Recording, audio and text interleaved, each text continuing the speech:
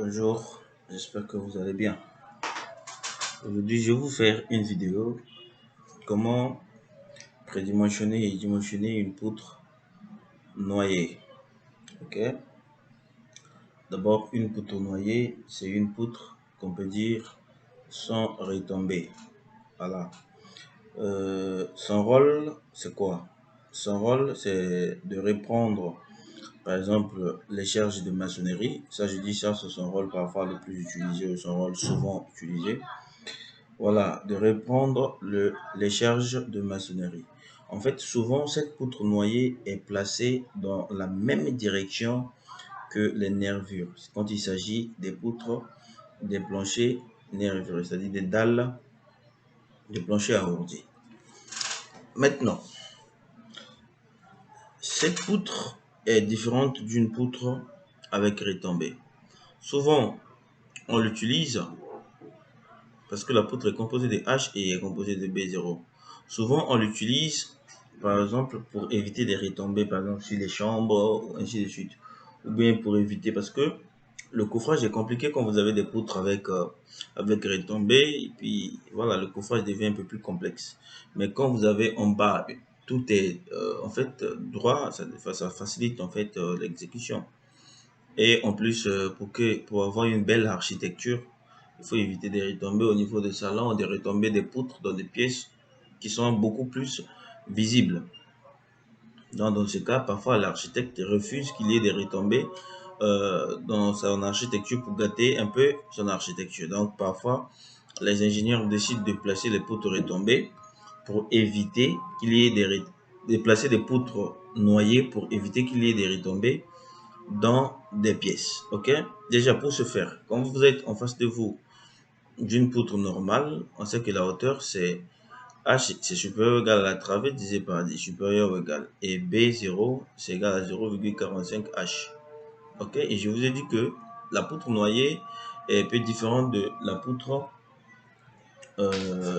avec retombée. Déjà, parce que j'ai donné son rôle, j'ai dit ça reprend les charges. Voilà, des maçonneries, parfois aussi dû à l'architecture. Voilà, on nous autorise de mettre les poutres avec les, les poutres noyées. Vous voyez? Déjà, premièrement, ici. Maintenant, comment prédimensionner une poutre noyée? Donc, ici, c'est une poutre noyée. Pour prédimensionner une poutre noyée, c'est simple. Déjà, vous savez que B0 ici, c'est la hauteur de la dalle. OK? La hauteur de la dalle. Maintenant, H. Je vous dis que H est compris. On peut dire que H est supérieur ou égal à 3 fois la hauteur ou 4 fois la hauteur. Vous voyez? Donc 4 fois H ou bien 3 fois H. Ça veut dire que si je prends un exemple d'une poutre, vous avez une poutre comme ça. Ok, je prends une poutre comme ça. Ou vous avez ici l'hauteur de la dalle de 20. Ça veut dire que ici, vous voyez que ce sera 20 fois 4, ça va nous donner 80, 20 fois 6, ça va nous donner 60. Donc ça peut nous donner 60 ou 80. Vous voyez que c'est comme ça. Maintenant, pourquoi la poutre avec retombée est plus résistante que la poutre avec la poutre sans retombée? C'est juste à cause de leur moment quadratique. Ok, ça c'est fait en RDM. Ici c'est H et ici c'est B0. Ok. Maintenant, par rapport au moment quadratique qui passe au milieu de cette poutre, ok, voilà, ça nous empêche d'avoir le même moment quadratique. Déjà, quand vous avez une poutre rectangulaire,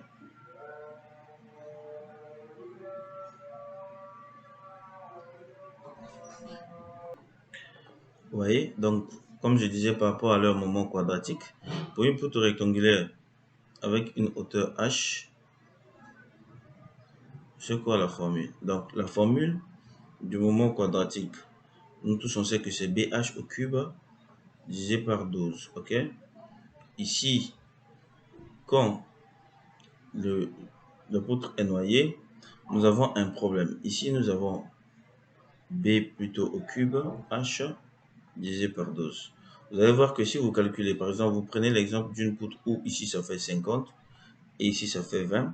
Essayez de calculer chez vous. Vous allez voir que ce moment d'inertie, ce moment quadratique sera supérieur et ça va nous empêcher. Donc du coup, pour atteindre euh, le même moment quadratique, qu'est-ce qu'il faut faire? Il faut augmenter beaucoup plus son B. Vous voyez, quand vous augmentez le B, le moment quadratique sera un peu à proximité. Du coup, cette poutre peut passer.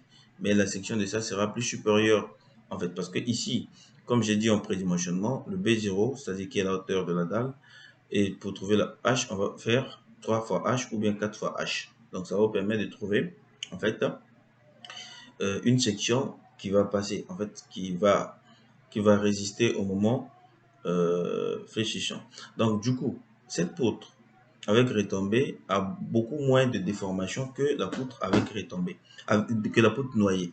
Parce que la poutre noyée subit beaucoup plus de modifications par rapport à sa disposition ou bien par rapport à sa géométrie.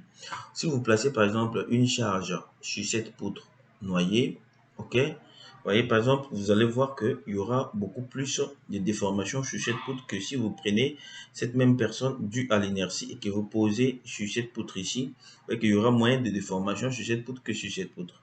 Ici, vous pouvez poser jusqu'à 3 charges ici, il y aura moins de déformés que sur cette poutre, ok? Donc, dû à leur moment quadratique qui passe carrément au milieu de cet élément, ok? Donc, du coup, vous prenez l'exemple, par exemple. Ici, on dit que, on va prendre l'exemple d'une poutre de 20 fois 50, ok? Après, on va tourner cette même poutre ici. Ici, on va dire c'est 50 et ici, on va dire c'est 20. Donc, on va calculer pour voir, ok? Donc, je viens ici, je dis poutre de longueur, par exemple, 4 mètres. Donc, je vais dire, premièrement, poutre retombée, PR, poutre retombée. Je mets 4 mètres de longueur. Je mets une largeur, j'ai dit de 0,20 cm et une hauteur de 50. Ok, je fais ceci. Je fais les appuis par exemple de 20-20. Maintenant, je vais mettre juste une charge. Quelle est la charge que je vais mettre? Je vais mettre la charge de maçonnerie. Déjà, le poids propre est défini. Je vais cliquer ici pour mettre par exemple ici charge de cloison. C'est ça que je vais mettre, une charge de maçonnerie de 8 kN par mètre. Ok. Ici, si tu vous mets, j'ai mis juste une petite valeur. Parce que si je laisse 0, ça passe pas. Je fais ceci. Ok, je valide. Maintenant, je regarde quelles sont les armatures qui sont disponibles.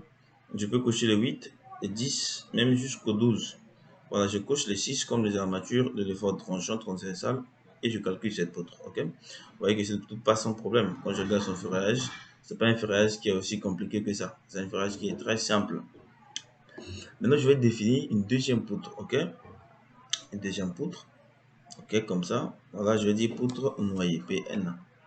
Je dis que sa longueur, par exemple, c'est 4 mètres. On a dit que sa largeur sera 0,5 et la hauteur, ce sera l'épaisseur de la dalle. On a dit 0,20. On a pris les mêmes choses, on a juste renversé. On prend les mêmes informations, mais on change juste B. Ok, on met la même charge. Donc, c'était ici, j'ai mis 0,1 une petite charge et j'ai mis 8 comme charge de cloison.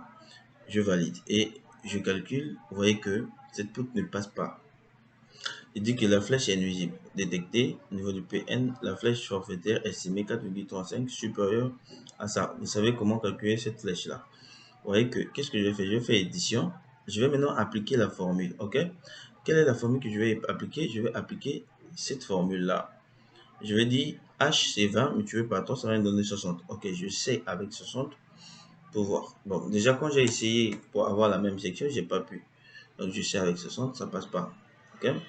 Qu'est-ce que je vais faire? Je vais voir mon ferraillage. C'est-à-dire, je vais ajouter, par exemple, les fils de 14. Je calcule, ça passe pas. Je vais essayer d'enlever carrément les autres barres de 8, de 10 et de 12 et de calculer avec les 14.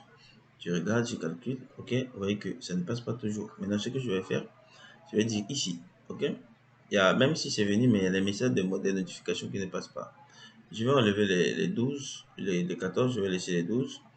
Donc, je vais venir ici, fenêtre, édition, je vais venir augmenter jusqu'à 70. Je fais entrer, je calcule, c'est toujours nuisible. Je vais augmenter jusqu'à 80. Ok, je calcule, vous voyez qu'à 80 ça passe. Donc, ça respecte exactement la formule du prédimensionnement que je vous ai dit.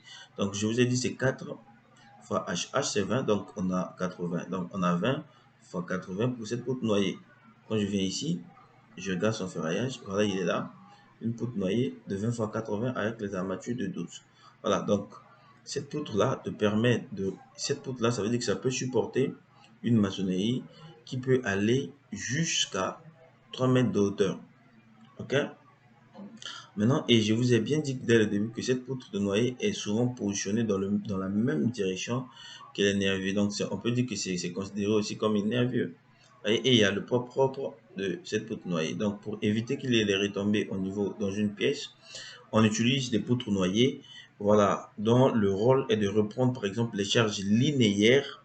Voilà. Et puis, c'est dans le même sens souvent quand vous utilisez un plancher à ordi. Donc, j'ai dit pour le moment quadratique, c'est B au cube H divisé par 12. Merci.